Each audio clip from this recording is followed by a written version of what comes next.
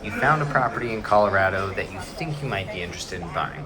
Pause on all of your questions and do this first.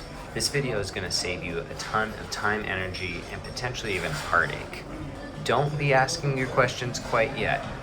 That's important, but it's skipping some crucial steps. The next thing that you need to do is be strategically submitting an offer and getting an offer accepted.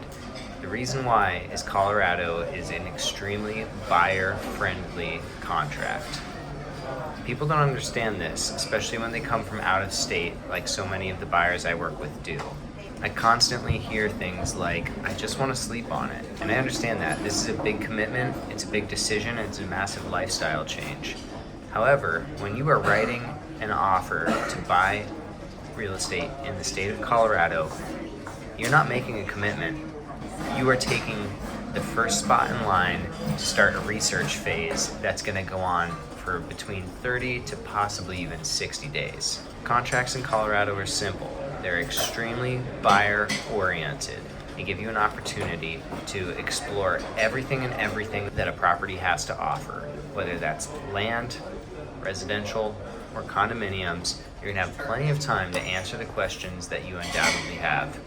I'm going to walk you through step by step how this process works and how protected you are, and the reason why you should be getting the property under contract before you start diving into these questions. Your broker's not using pushy sales tactics. He's actually protecting your best interests and building in leverage from the front end. The reality is, earnest money in Colorado is more of a formality than it is anything else. In the market that I work in, it's 5%. That could be different depending on what part of Colorado you're looking to purchase in. There are so many protections in place for you to back out of that offer, make adjustments as you go and as you receive information, and even terminate and find a different property if you discover that this one just isn't everything that you thought it would be at face value.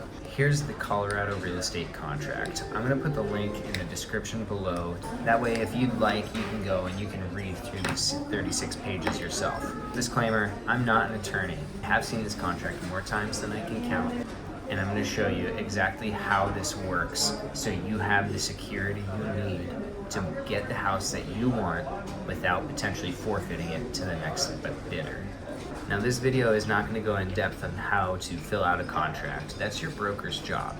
If you don't have a competent broker or somebody that you have absolute confidence in, reach out. Jonathan and I will set you up with somebody who will take fantastic care of you and knows what they're doing.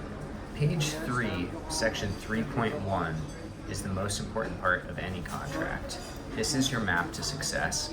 You have full transparency when you're buying. It doesn't matter if it's the tangibles like due diligence and inspection items or the intangibles like your title commitment as well as HOA documents. You get the opportunity to look through absolutely everything and inspect to your heart's desire. You'll notice a pattern when looking through section 3.1. You receive information and you get to react to information. Your receival points typically are stated as deadlines. Your reaction points are stated as objections. Every time you submit an objection, it automatically triggers a termination unless there is a signed resolution by both you and the seller before the resolution deadline.